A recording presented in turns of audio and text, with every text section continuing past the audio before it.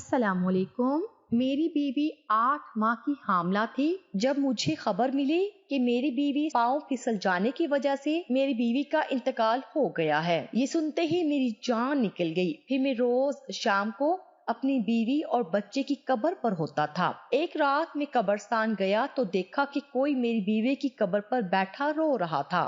جیسے ہی میں نے اس کی چادر کھینچی تو جان نکل گئی، کیونکہ چادر کے اندر کوئی اور نہیں بلکہ میری بیوی۔ میرا نام اکرم ہے، میں انجینئر ہوں اور میری عمر 30 سال ہے۔ میں ایک کامیاب زندگی بسر کر رہا تھا۔ میں لاہور کا رہنے والا ہوں، لیکن میٹنگ کے سلسلے میں دوسرے شہر جاتا رہتا ہوں، کیونکہ جس کمپنی میں نوکری کرتا ہوں اس کی دوسری برانچز دوسرے شہر میں ہیں۔ میں ایک شادی شدہ مرد ہوں۔ میری بیوی کا نام ماریا ہے اور ہم دونوں میں بے انتہا محبت ہے۔ ماریا اور میری ملاقات ایک بزنس میٹنگ میں ہوئی تھی۔ وہ بھی پیشے سے میری جیسے ہی انجینئر تھی اور ہماری کمپنی کی جو ایک بڑی برانچ کراچی میں تھی، میری بیوی وہاں نوکری پذیر تھی۔ 2 سال پہلے جب میں کراچی گیا تو وہاں میری ملاقات ماریا سے ہوئی۔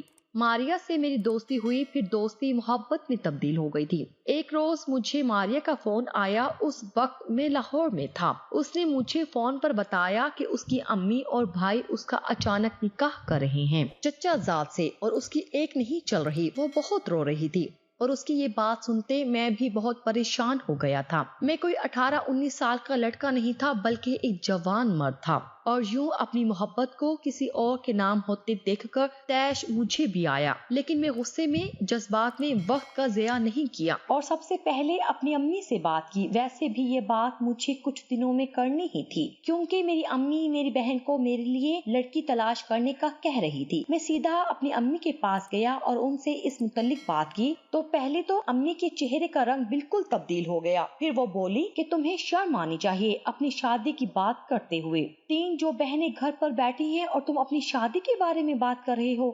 جو بھی لڑکی ہے جسے بھی معشوقہ چل رہا ہے اسے بولو 5 سال انتظار کرے، اس سے پہلے میں تمہاری شادی نہیں کروں گی۔ امی کی بات سنتے میں دنگ رہ گیا، کیونکہ اس وقت میں 24 سال کا تھا۔ میں نے امی کو سمجھایا کہ بہنوں کی ذمہ داریاں بھی پوری ہو جائیں گی، لیکن ماریا کی شادی کہیں اور ہو جائے گی۔ تو امی میری بات پر مجھے غصے سے جھڑک گئی اور بولی ہو جانے دو، لڑکیاں بہت ہیں۔ امی نے ماننے سے انکار کر دیا تھا اور وہ ماننا ہی نہیں چاہتی تھی، جبکہ ماریا کے بھی مستقل میسج آ رہے تھے اور میں بھی سخت پریشان تھا۔ پھر میں نے فیصلہ کرنے میں دیر نہ کی۔ مجھے معلوم تھا امی کو میں جیسے تیسے بات میں منا لوں گا، لیکن ابھی مجھے ماریا کے پاس پہنچنا تھا۔ تب میں نے اگلے دن ہی آفس کی میٹنگ کا کہا اور کراچی آ گیا۔ میں نے ماریا کے گھر والوں سے ملنے کی بات کی تو اس نے صاف انکار کر دیا اور بولی میرے گھر والے نہیں مانیں گے۔ پھر یہ کٹھن فیصلہ ہم نے لیا اور پھر ماریا اور میں نے کورٹ میرج کر لی۔ جب میں اسے اپنے ساتھ لاہور لے کر گیا تو میری ماں اسے دیکھتے پتھر ہو گئی۔ ان کے چہرے کا رنگ سفید ہو گیا۔ میں سمجھا کہ وہ غصے سے مجھے اور ماریا کو گھر سے نکال دیں گی، پر انہوں نے کچھ نہ کہا۔ میں نے انہیں تفصیل بتانے اور سمجھانے کی بات کرنی چاہی تو اماں نے سختی سے بات کرنے سے منع کر دیا۔ یہ سب دیکھتے ماریا بھی پریشان ہو گئی، پر میں نے اسے سمجھایا کہ امی مان جائیں گی۔ میری ماں بہت نیک خاتون تھی، بس تھوڑی ضد اور انا کی تیز تھی کہ عمر کے اس حصے میں اپنے مزاج کے خلاف ان سے کوئی بات برداشت نہیں ہوتی تھی۔ اس پر میری 3 بہنیں جلتی پر تیل کا کام کرتی تھی کہ اگر امی کو کوئی بات ناگوار گزرے تو وہ مزید امی کے سامنے اس کے متعلق منفی باتیں کرتی تھی تاکہ امی اور بھڑک جائیں۔ ان کی اس عادت سے میں خوب واقف تھا، تبھی میں نے ارادہ کیا تھا کہ امی کو منانے سے پہلے بہنوں کو شیشے میں اتاروں گا، اور میں نے ماریا کو بھی یہی کہا تھا کہ بس بہنوں کو مٹھی میں رکھنا تو اماں خود بخود ہاتھوں میں رہیں گی۔ میری بہنیں 3 تھی اور تینوں مجھ سے چند برس ہی چھوٹی تھی۔ 2 کے رشتے امی پسند کر چکی تھی اور ایک ابھی زیر تعلیم تھی۔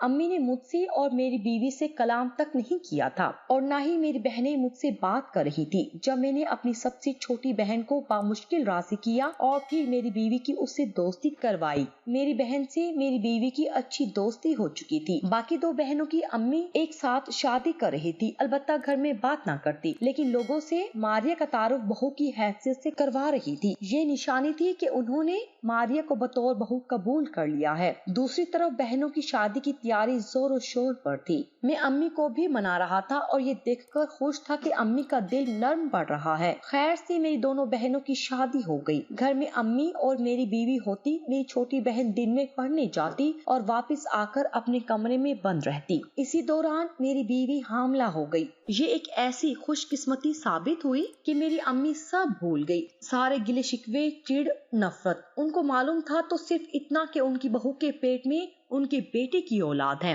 اور کچھ میری بیوی کی اچھائی کا نتیجہ تھا کہ میری امی متاثر ہو گئی تھی۔ سب کچھ بالکل خوشگوار ہو گیا تھا جب ابھی میری بیوی کو حاملہ ہوئے 2 ماہ ہی ہوئے تھے کہ میری بیوی آئے روز مجھے میری ماں کی شکایتیں کرتی رہتی۔ کبھی کہتی امی نے میرا سالن جلا دیا، یا تو کبھی کہتی امی نے کپڑے جلا دیے، کبھی کچھ تو کبھی کچھ۔ اگر وہ یہ سب میری بہن کے بارے میں بولتی تو شاید میں یقین بھی کر لیتا، پر میں جانتا تھا میری ماں ایسی نہیں ہے۔ میری ماں ضدی ضرور تھی پر کسی کو نقصان نہیں پہنچا سکتی تھی۔ وہ بہت نیک سیرت تھی، یہ ان کی اچھائی تھی کہ وہ دل کی بات کی زبان پر رکھتی تھی۔ میری بیوی مجھ سے شکایتیں کرتی تو میں اسے ڈانٹ دیتا، لیکن وہ چپ ہونے کی بجائے مزید بولتی۔ میں بڑا حیران تھا کیونکہ ماریا کا تو انداز ہی بدلتا جا رہا تھا۔ وہ جو کچھ وقت پہلے تک تھی اب ویسی نہیں تھی، بلکہ بالکل بدل گئی تھی۔ وہیں دوسری طرف میری امی الگ خوف زدہ سی رہنے لگی تھی۔ وہ پوچھنے پر کچھ بتاتی بھی نہیں، لیکن بس اتنا کہتی کہ محبت اندھی ہوتی ہے اور تم نے اسی اندھی محبت میں بہت غلط فیصلہ کر لیا، اس کا تمہیں جلد احساس ہوگا۔ امی کی یہ باتیں مجھے پریشان کر رہی تھی۔ میں نے امی سے اس متعلق بہت پوچھا پر امی رونے لگی اور مجھے کچھ نہ بتایا۔ دوسری طرف میری بیوی الگ پریشان کر رہی تھی۔ پہلے اسے میری ماں اور اب میری بہن سے شکایتیں شروع ہو گئی تھی۔ وہ مجھے نظر انداز کرنے لگی اور ہر وقت فون پر مصروف رہتی۔ ایک بار میں نے غلطی سے اس کے فون کو اٹھایا۔ میرا ارادہ شکی بالکل نہیں تھا، لیکن اس نے بری طرح میرے ہاتھ سے فون چھین لیا۔ اس کا فون چھیننا مجھے حیران کر گیا اور میرے شک پر یقین کی مہر اس کے سفید چہرے نے لگائی۔ جب میرا فون اٹھانے پر اس کا چہرہ بالکل سفید پڑ گیا تھا، میں نے غصہ ضبط کرتے پوچھا یہ کیا بدتمیزی تھی؟ تو وہ الٹا مجھ پر گرج گئی اور بولی کہ تم مجھ پر شک کر رہی ہو۔ میں نے اسے کہا میں شک نہیں کر رہا، تم شک کرنے پر مجبور کر رہی ہو۔ تب وہ میری بات کاٹتے ہوئے بولی یہ خناس بھی آپ کی ماں بہنوں نے آپ کے دماغ میں بھرا ہوگا، کچھ نہ کچھ میرے متعلق مشکوک بات کی ہوگی۔ وہ بے وجہ غصہ کر رہی تھی، جیسے اپنا جرم چھپا رہی ہو۔ میں خاموشی سے کمرے سے باہر نکل گیا۔ اس کا 5واں مہینہ چل رہا تھا اور میں شدید پریشان ہو گیا تھا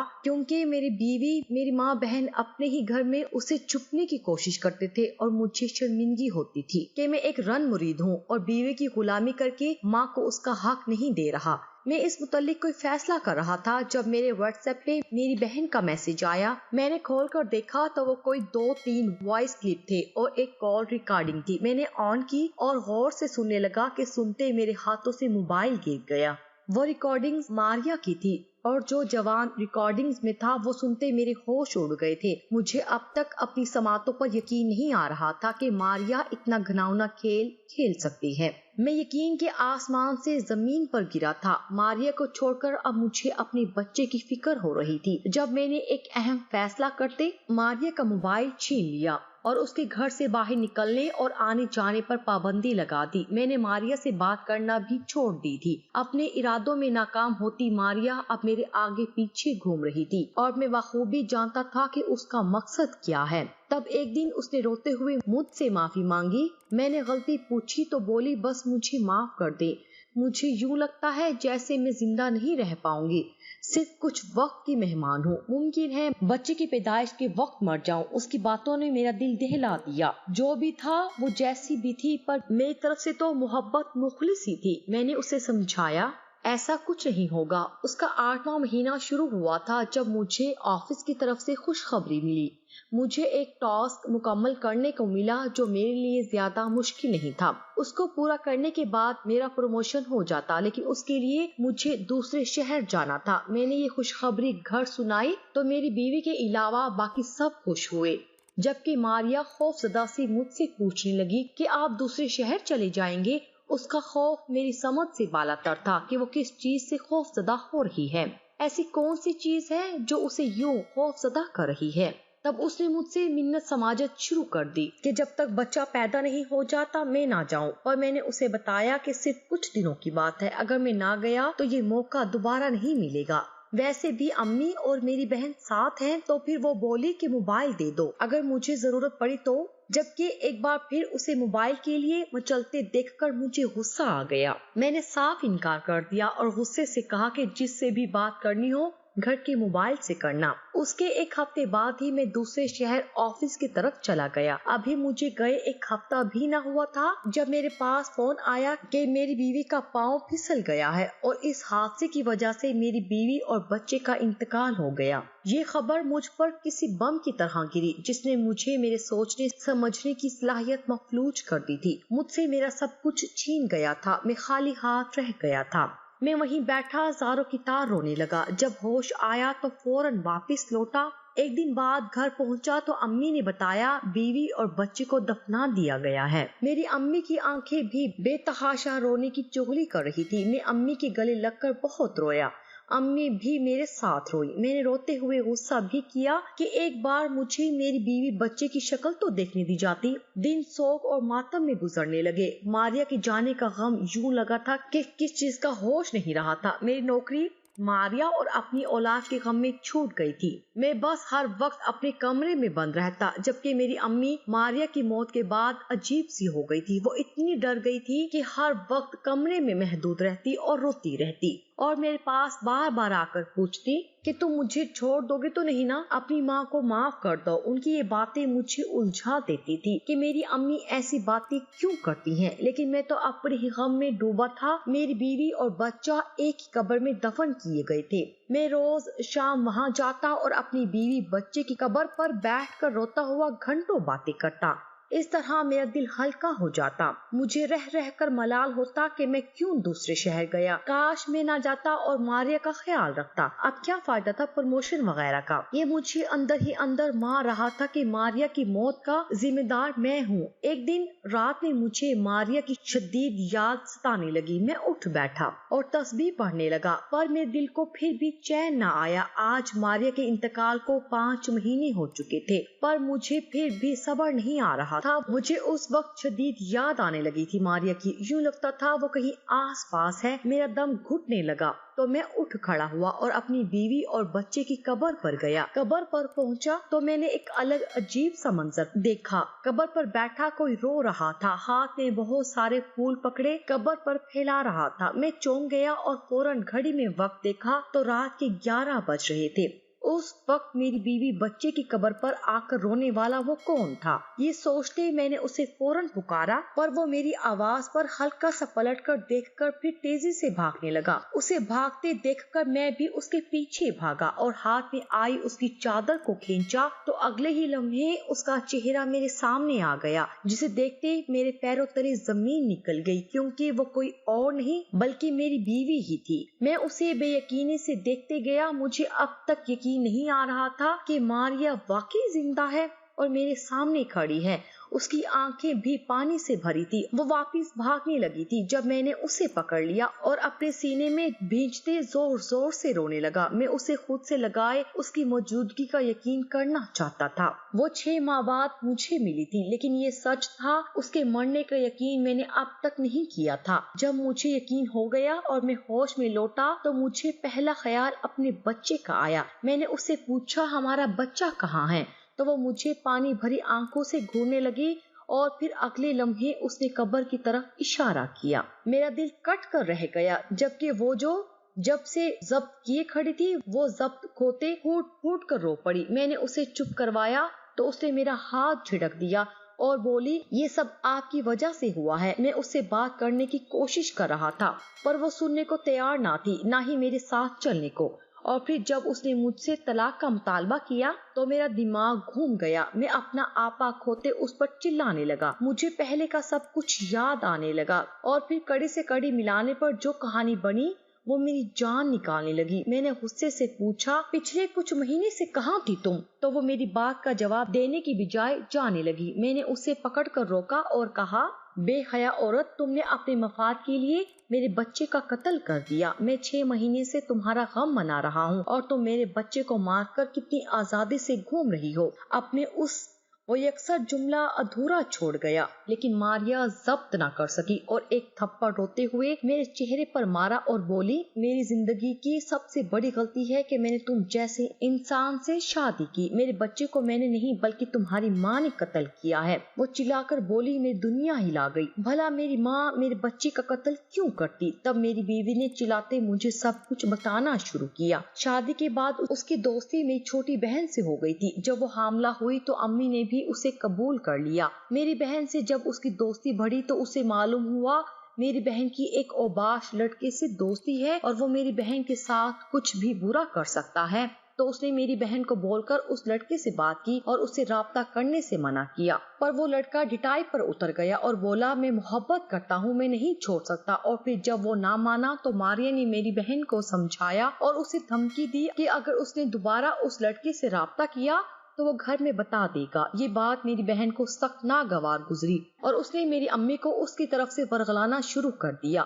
ماریا نے جو اس لڑکی سے بات کی تھی اور اس کو منع کرتے کہا تھا کہ دوبارہ ادھر رابطہ نہیں کرنا، تو جواباً اس لڑکے نے کہا تھا کہ میں نہیں چھوڑ سکتا، میری محبت سچی ہے۔ پوری کال میں سے ان چند باتوں کی ریکارڈنگ کاٹ کر میری بہن نے مجھے سینڈ کی تاکہ میں بدگمان ہو جاؤں اور امی کو بھی سنائی، اور امی اور میں دونوں ہی ماریا کی جانب سے شدید بدگمان ہو گئے کہ ماریا سے امی کو نفرت ہو گئی کہ وہ ایک بد کردار لڑکی ہے۔ اس کے بعد میری بہن کبھی ماریا کے کپڑے جلا دیتی تو کبھی کھانا اور کبھی خود جا کر کمرے میں سو جاتی، اور جب باہر ماریا میری ماں کو دیکھتی تو یہ سمجھتی کہ انہوں نے کیا ہے، اور جب وہ یہ باتیں مجھ سے بولتی تو میں اس پر یقین نہ کرتا کیونکہ میری آنکھوں پر بھی بدگمانی کی پٹی بندھ چکی تھی۔ پھر میں نے اس کا موبائل لے لیا۔ جب اس کی ڈلیوری کے دن قریب آنے لگے تو وہ ویسے ہی فطری خوف زدہ تھی، لیکن اسے میری ماں بہنوں سے بھی ڈر لگ رہا تھا، اس لیے وہ میری منت کر رہی تھی کہ میں نہ جاؤں، لیکن میں چلا گیا۔ جب وہ سیڑھیوں سے نیچے اتر رہی تھی تو وہ امی سے بات کرنے لگی۔ جب امی نے غصے سے اس کا ہاتھ جھٹکا اور وہ اپنا وزن برقرار نہ رکھ پائی اور سیڑھیوں سے گرتی چلی گئی، اس کو گرتا دیکھ کر امی کے ہاتھ پیر پھول گئے۔ وہ میری تڑپتی بیوی کو ہسپتال لے کر گئی۔ ڈاکٹر کو ایمرجنسی ڈلیوری کرنی پڑی۔ بچے کی جان خطرے میں تھی۔ اسے مشین میں رکھا گیا تھا کیونکہ وہ وقت سے پہلے دنیا میں آ گیا تھا، لیکن وہ بچ نہ سکا اور میری امی کے سامنے دم توڑ دیا۔ یہ صدمہ میری امی کے لیے بھی گہرا تھا، اور میری بیوی کو جب ہوش آیا وہ بہت روئی۔ میری بیوی نے امی کی معافی مانگنے پر بھی کوئی رسپانس نہیں کیا اور بچے کو دفنانے کے بعد یہ کہہ کر گھر سے نکل گئی کہ میرے بچے کے ساتھ اس کی ماں بھی مر گئی۔ جب میری ماں ڈر گئی تھی کہ کہیں میں یہ بات جان کر میں انہیں چھوڑ نہ دوں، اس لیے جھوٹ بول دیا کہ ماریا بھی مر گئی۔ یہاں سے جانے کے بعد ماریا نے نوکری شروع کر دی اور اکیلے رہنے لگی۔ وہ روز شام اس قبر پر آتی تھی اور جب تک میں یہاں بیٹھتا تھا وہ رخ موڑ کر کسی اور کی قبر پر بیٹھے میری باتیں سنتے روتی تھی، اور پھر میرے جانے کے بعد کچھ دیر خود قبر پر گزار کر چلی جاتی تھی۔ جس طرح آج میرا دل ماریا کے لیے گھٹنے لگا تھا، اسی طرح اس کا اپنی اولاد کے لیے۔ ماریا سب بتائے مجھے جا چکی تھی، جبکہ میں شکستہ قدموں سے زمین پر بیٹھ گیا، اس لیے میری امی مجھ سے معافی مانگتی رہتی تھی۔ ان سب میں خود ماریا بھی مر چکی تھی اور ہسپتال میں ایک دن وہ سیریس کنڈیشن میں رہی تھی۔ میں نے اپنی امی سے کچھ نہ کہا کیونکہ وہ پہلے ہی بہت شرمندہ تھی، لیکن میں روز قبر پر جاتا، وہاں مجھے ماریا ملتی، لیکن وہ اتنی سخت خفا تھی کہ میرے ساتھ رہنا نہیں چاہتی تھی۔